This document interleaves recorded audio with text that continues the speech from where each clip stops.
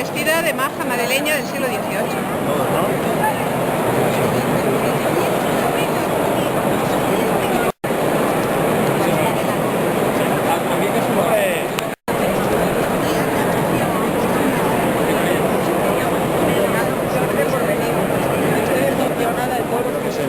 De ser un recurso morboso para los medios en un día como hoy, pero no tiene nada que ver.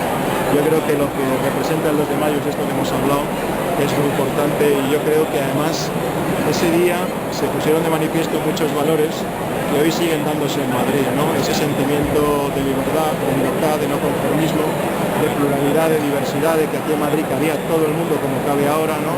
Ese afán por superarse, creo que hoy sigue siendo una seña de identidad en nuestra comunidad, ¿no?